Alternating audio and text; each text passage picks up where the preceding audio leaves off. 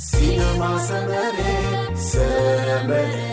كابيزي حيلنا للنبت فلتت حقوز دستا صحاب سنيت رفتا مخسر النهار سينما سمرة مو سلامتنا ببزلخمو نباخاتكم يبصح كبرات تخاتاتلتنا زيناتات سبورت حزنا قريبنا لنا نملؤ مكتتالكم بخبري ان عدمنا نملؤ تحستقو كنسكركم السينما سمرة تطعم زنك نوري وعاما كوميدي دراما حلالات وزاتات سبورت فيلمتا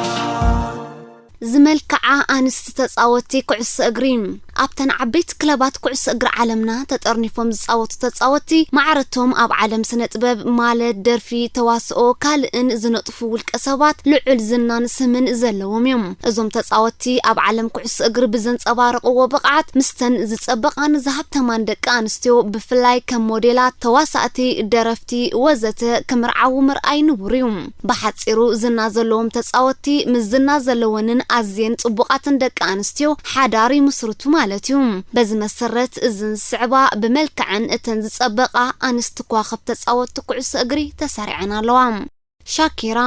شاكيرا كولومبياوي درافيتها إذا قال 44 عام درافيت أبرئ ستزلوا ملكع حيالن مسات اندمسي سلزلوا ببزحات عماويلا تفتاويتي قبرام كم نجست موسيقى لاتين أمريكا اتقلت شاكيرا بعلت بيت كوخب تخلخلاي برشلونة اسبانياوي جيرارد بيكيونيم كلتيهم أبكل تشحن 11 حدار زمسروت كوينوم أبزق زيزي ميلانن شاشان زبهالو كلت أودات ولودا لوم شاكيرا قدمي مس جيرارد بيكي ممرعوا عللت دقافيت ريال مادريد من بارا يقلت صنيحة ان ريال مادريد قديفا دقافيت بارسا مسكونة دما كلب ريال مادريد نتوم أميدا برنابو سمعوا زنورو درفتاتا بملؤهم كم زقارصو ينقر شاكيرا نتا أبدوب أفريقيا أبستخايدو وانج عالم كلتشحن 10 زدمقت واكا مالت إذ جزينا أفريقيا يوزر استادرفا هبوبنتن سمن كترخبلاك إليام كوخب درافت شاكيرا أبتن وانج عالم كلتشحن 10 أملكتا أب كتما مادريد إسبانيا أب زدالوتو ناي موزيقا مرئيت أب قولنا كوينوم نخحقزوا وينخد مقوا نخواخب تأتقعت كعس أقر عالمنا كريستيانو رونالدو داني ألفيز ليونيل ميسي بيكو رافائيل ماركينيز مس عدمتهم شعيا مس جيرارد بيكي أفقري زودقتهم نعمتو دما أب حدارن ولادن بسيحهم شاكيرا كاب إسبانياوي بعال بيتا بيكي ب10 عامتها التعبيم انتخونه أزيوم زفاتو مسامد مخانم ينقرلهم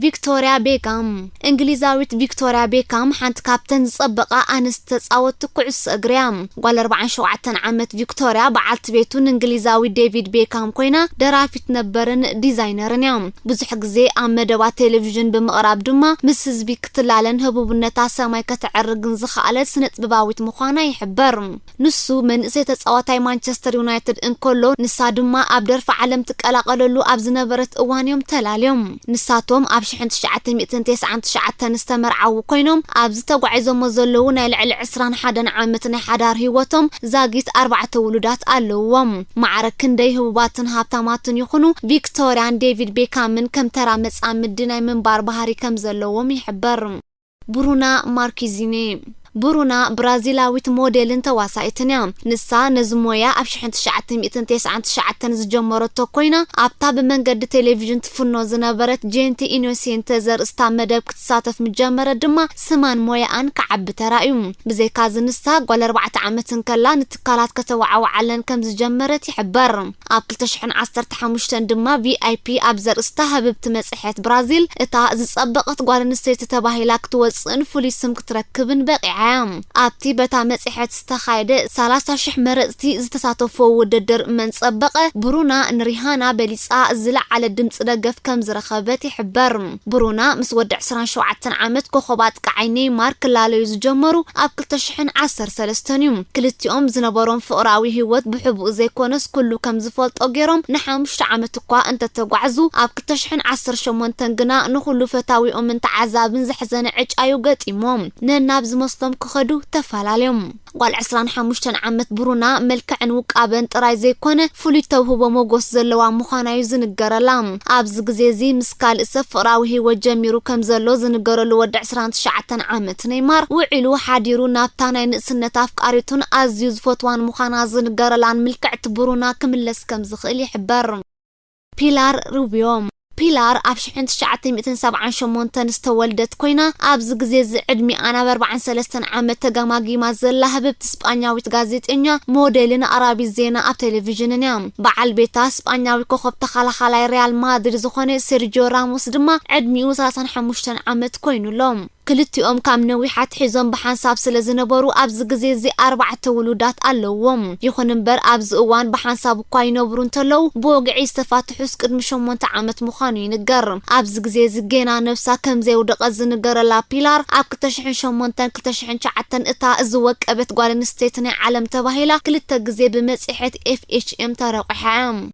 ጆርጂና ሮድሪገዝ ጓል 27 ዓመት ሞዴሊስት ጆርጂና ሮድሪገዝ መጻምቲ ክርስቲያኖ ሮናልዶ እያ ክልቲኦም ኣብ 2017 ኔማ ብሓዳር ኣትዮም ፈለማ ሮናልዶ ንዛው ቅብት ሞዴሊስት ንዕርክነት ምስሓተታ ብቅጽበት ሓራይ ዝብል መስ ከም ዝሃበቶ ዝንገር ካብ ማእከላይ መነባብሮ ዝመርሑ ዝነበሩ ስድራቤታ ዝመጸት ጆርጂና ምስ ሮናልዶ ጽቡቕ ምርዳእ ከም ዘለዋ ትግለጽ ጆርጂና ቅድሚ ምስ ሮናልዶ ምፍላጣ ዝወለደቶ ሓደ ውላድ ከም ዘለዋ ድማ ይፍለጥ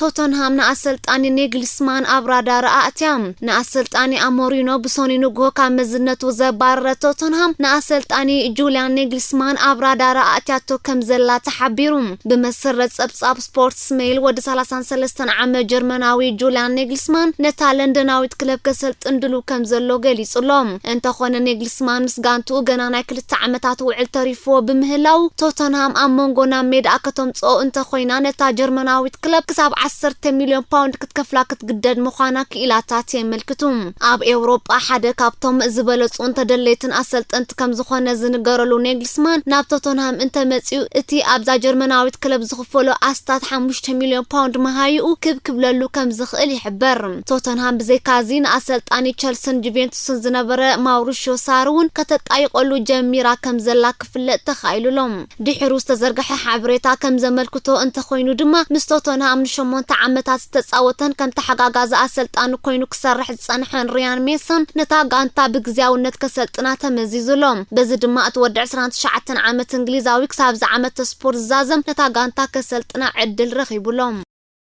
ተወሰኽቲ ዜናታት ንሓድሽ ውድድር ሱፐር ሊግ ኤውሮጳ ተቐቢለንኦ ካብ ዘለዋ 12 ክለባት ኤውሮጳ ዝኾና ሪያል ማድሪድ ቸልሲን ማንቸስተር ሲቲን ካብ ግጥማት ፍርቂ ፍጻሜ ሻምፒዮንስ ሊግ ናይ ምስጓጉ ሓደጋ አንጸላሊወን ከም ዘሎ ተሓቢሩ ኣባል ፈጻሚ ኮሚቴ ሕብረት ማሕበራት ኩዕሶ እግሪ ኤውሮጳ ወይ ዩኤፋ ዝኾነ ጀስፐር ሙለር ብሶኒ ንማዕከናት ዜና ኣብ ዝሃቦ ሓበሬታ ሰለስቲአን ክለባት ካብቲ ውድድር ክስጓጓ ኣለወን ዓርቢ ኣብ እነካይዶ ህጹጽ ኣኼባ ድማ ነዚ ዝድግፍ ውሳኔ ክንውስን ትጽቢት ኣለኒ ክብል ገሊጹ ንሱ ወሲኹ ሪያል ማድሪድ ቸልሲን ማንቸስተር ሲቲን ዘይብሉ ናይ ሎም ዓመት ውድድር ፍርቂ ፍጻሜ ሻምፒዮንስ ሊግ ብኸመይ ክዛዘም ከም ዘለዎ ኣብቲ ኣኼባ ብዕምቀት ክዝተየሉ ምዃኑ እውን ሓቢሩ ናብ ግጥማት ፍርቂ ፍጻሜ ሊግ ኤውሮጳ ሰጊረን ዘለዋ ኣርሰናልን ማንቸስተር ዩናይትድ እውን ኣባላት ሱፐር ሊግ ኮና ብምምራጽን ተመሳሳሊ ዕጫ ክገጥመን ምዃኑ እቲ በዓል ስልጣን ኣጠንቂቑሎም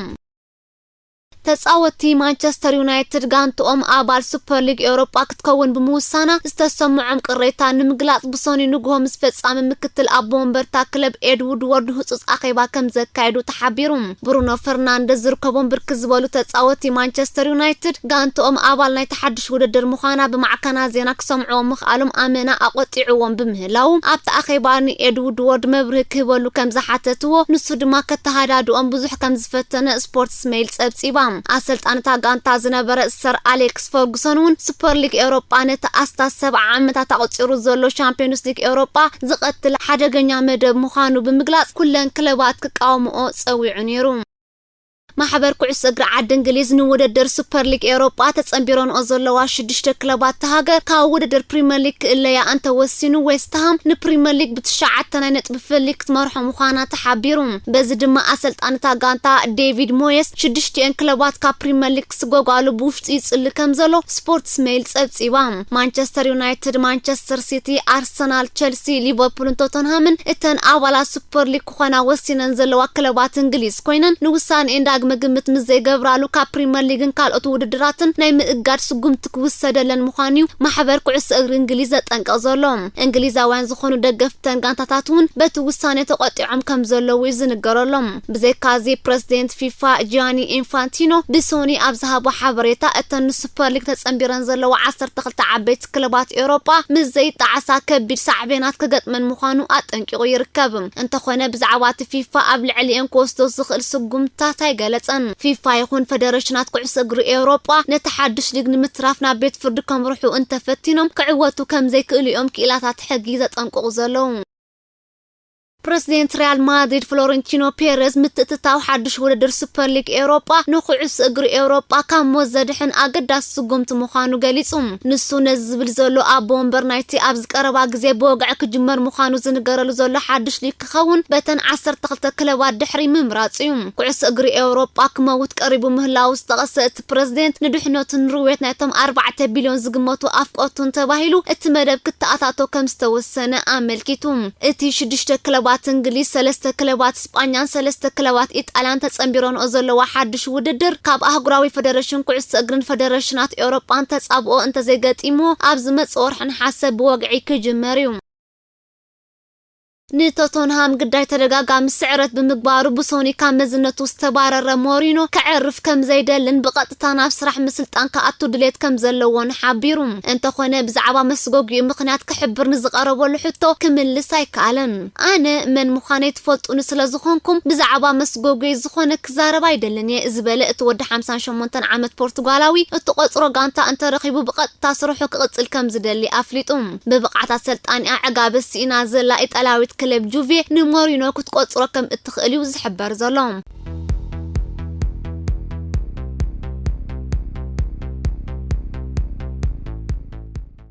ተጻወት ሊቨርፑል ምስ ሊድስ ንምግጣም ብሶኒ ምሽት በአውቶቡስ ኣብ ዝጓዓዝሉ ዝነበሩ እዋን ብዝነደሩ ደገፍታ ጋንታ ከም ዝተዓግቱ ተሓቢሩ እቶም ደገፍቲ ጋንታኦም ምስተን 12 ክለባት ኤውሮጳ ናብ ውድድር ሱፐር ሊግ ኤውሮጳ ምጽምባራ ስለ ዘቆጥዖም ተቃውሞኦም ንምግላጽ ክብልዮም ነታ ኣውቶቡስ ዓጊቶም ሊቨርፑል ኣብ ትግጥም ምስ ሊድስ ማዕረ ሓደ በሓደ ብምፍልላያ ኣብ መሳለል ፕሪምየር ሊግ ዌስትሃም ዓላ ናብ 4 ደረጃ ክትሓኩር ዝነበራ ወርቃዊ ዕድል ከተባኽኖ ተገዲዳላ